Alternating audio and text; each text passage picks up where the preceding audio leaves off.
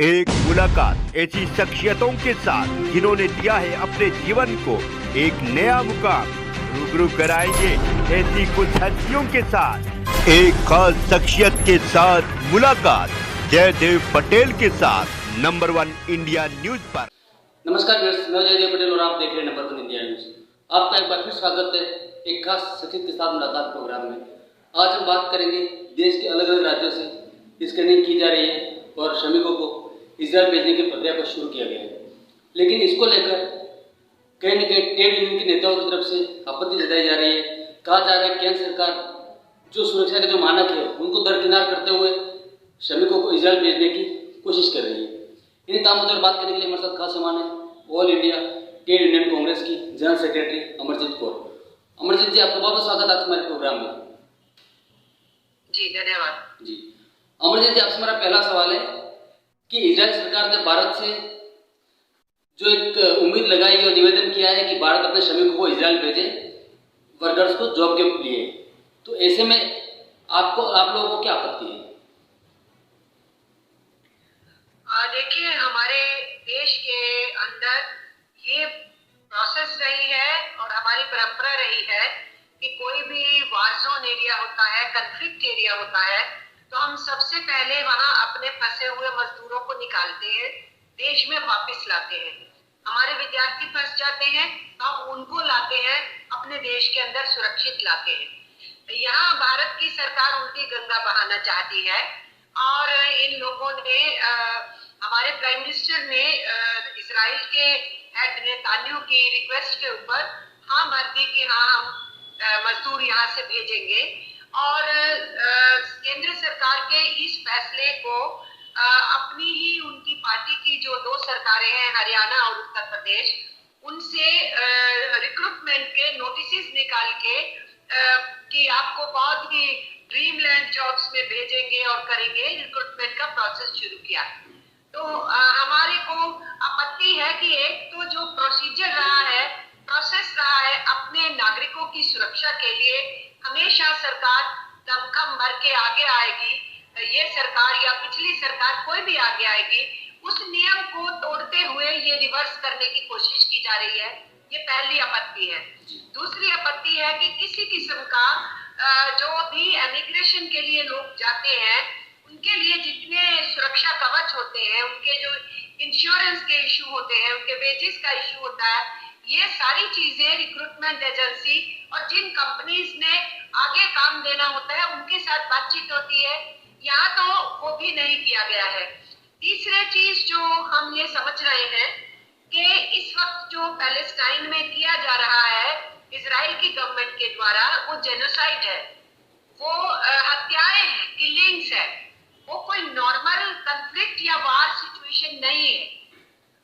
ये तो कोई नहीं कह रहा है कि 7 अक्टूबर को जो एक्शन हुआ हमास की तरफ से, वो ये कह रहा है कि उसको कंडोन करो, लेकिन ये बात तो है ना कि आप उस एक्शन का एक्सक्यूज लेके, बहाना लेके आप पूरे के पूरे पैलेस्टीनियन लोगों को, औरतों को, बच्चों को, वहां के श्रमिकों को सजा दे रहे हैं। तो ये जेनोसाइड चल रहा है, एनिहिलेशन का प्रोसेस चल रहा है।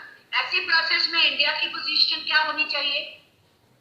पहला जो सीज फायर का यूएनओ में रेजोल्यूशन आया, भारत से की सरकार ने उसमें समर्थन में वोट नहीं दिया, जो गलत बात है। हिंदुस्तान पंचशील के सिद्धांत को मानता है। जब दूसरा आया तो उस दूसरे में हिंदुस्तान की सरकार ने हाँ भरी, उस रेजोल्यूशन में हाँ की, लेकिन ब्रिक्स की जब स्टेटमेंट आई उसमें हिंदुस्तान शामिल नहीं हुआ। और फिर आप उस वार सिचुएशन की जोन में जब पूरी यूएनओ के अंदर सीज फायर के लिए कहा जा रहा है और इजराइल का के हेड जो है वो बोले जा रहे हैं हम युद्ध नहीं रोकेंगे और पूरा साल नहीं रोकेंगे, उस सिचुएशन के अंदर क्या हमारे मजदूरों को वहां मरने के लिए भेजना चाहिए? या कि जो हिंदुस्तान की पॉलिसी है कि हम वार नहीं चाहते, कंफ्लिक्ट नहीं चाहते, पीस चाहते हैं और पैलेस्टीनियंस को अपना मुल्क होने का हक है, इजराइल का अपना मुल्क है तो पैलेस्टीनियंस का अपना मुल्क होने का हक है। तो 2 नेशंस के कंसेप्ट को जब दुनिया ने मान लिया था और नेतान्याहू से पहले जो पार्टी राज करती थी इजराइल में, उसने बकायदा ये अमेरिका और यूएसएसआर के साथ मिलके, उस समय यूएसएसआर एग्जिस्ट करता था, इनके साथ संधि की। अब आज उस संधि को ये मौजूदा गवर्नमेंट तोड़ते हुए ये कहे कि पैलेस्टीनियंस को रहने का ही हक नहीं है और उसको एनिहिलेट करेंगे, और बहाना है कि हम हमास के लोगों को पीट रहे हैं। ये तो पैलेस्टीनियंस को ही नेस्तनाबूद करने में लगे हुए हैं। तो ऐसे में हम हिंदुस्तान की गवर्नमेंट की इस पोजीशन को not only from this point of view कि वर्कर्स को वार जोन में नहीं भेजना चाहिए, not only from this point of view कि उनकी सुरक्षा वगैरह पर तो कोई चिंता नहीं की गई है, इस पॉइंट ऑफ व्यू से भी हम कहना चाहेंगे कि इस पूरे नरसंहार की स्थिति के अंदर ये एक गलत पॉलिटिक्स है, ये गलत सियासत है कि वहां जो इजराइल में फिलिस्तीनी काम करते हैं पैलेस्टीनियंस, उन वर्कर्स को निकाल के वहां हिंदुस्तानी वर्कर को रखा जाए। तो हम भागीदार हो रहे हैं क्या उस लड़ाई के अंदर?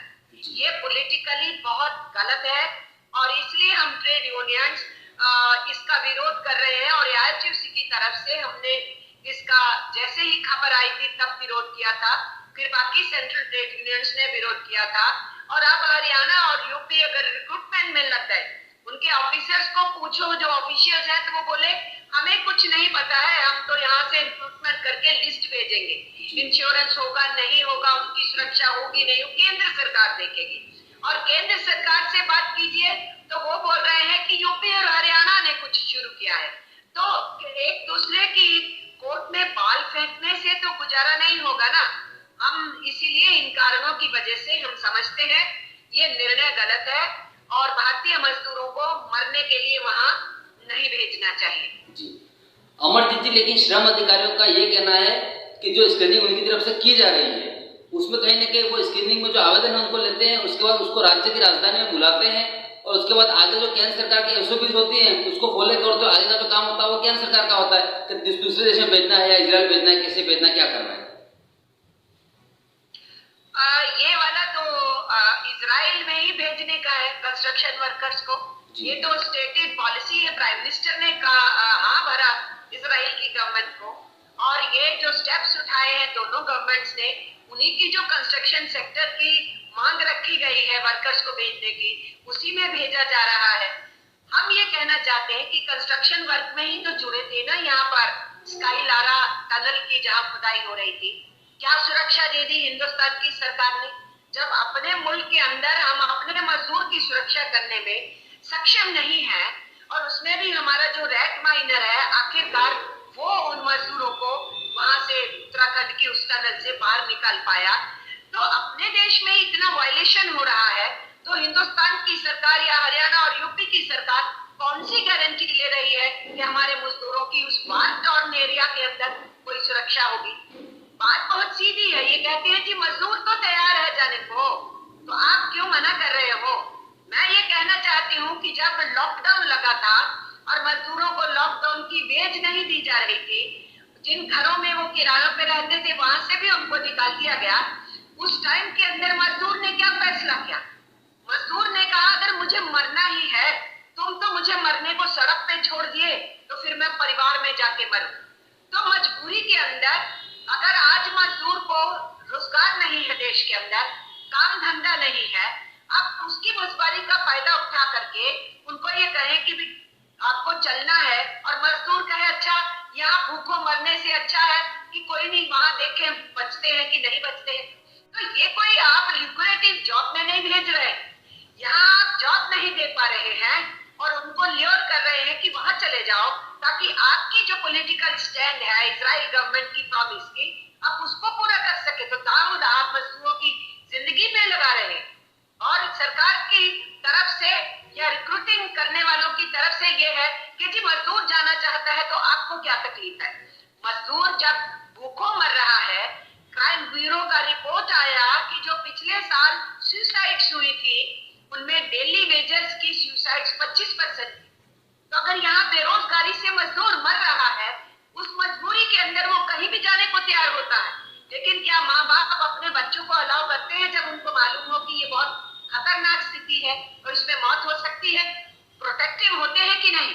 इसलिए हम समझते हैं कि गवर्नमेंट की पॉलिसी ही हिंदुस्तान की जो इथोस है, हमारी जो वैल्यूज है, हमारी जो कदरें हैं, हमारी जो सोच समझ होनी चाहिए मुल्क की, उसके विरुद्ध है। और इसीलिए हम समझते हैं कि ये कदम बिल्कुल नागवार है हमको। हम मजदूर संगठन इसका विरोध करते हैं। जी अमरजीत जी, लेकिन रिक्रूटमेंट की जो एक पैम्पलेट है उसके अंदर कहीं ना कहीं ये बताया गया है कि भारत के श्रमिक जो वहाँ जाएंगे उनको लगभग 1 लाख से 1.5 लाख तक की भारतीय मुद्रा में उनको सैलरी दी जाएगी। तो ऐसे में क्या है कि ये एक आकर्षण है जिसकी वजह से लोग लालच में ऐसे वार जोन में भी जाने के लिए तैयार हो गए। सरकार से फिर कोई पूछे कि उनको किसने प्रॉमिस किया 1 लाख से 1.5 लाख। अगर ये अधिकारी यूपी और हरियाणा के ये कह रहे हैं कि जी हमें तो मालूम नहीं, हम सिर्फ रिक्रूट कर रहे हैं, वो आगे करेंगी केंद्र की सरकार, तो फिर क्या केंद्र की सरकार को कौन सी कंपनी है जिसने ये प्रॉमिस किया है ओपन करे, ट्रांसपेरेंट हो। हरियाणा और यूपी की सरकार ओपन करे कौन सी कंपनी है जो कंपनी इतना दे रही है।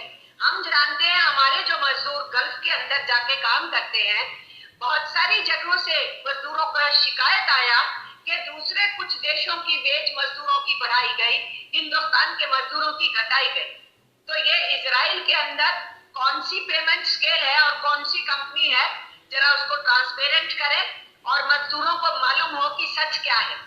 तो एक लालच दिखा के, एक झांसा दिखा के, एक सपना दिखा के कि वहां ये पैसे मिलने वाले हैं, आप मौत के मुंह में उनको धकेलना चाहते हैं, ये कोई सही सियासत नहीं है, ये गलत है।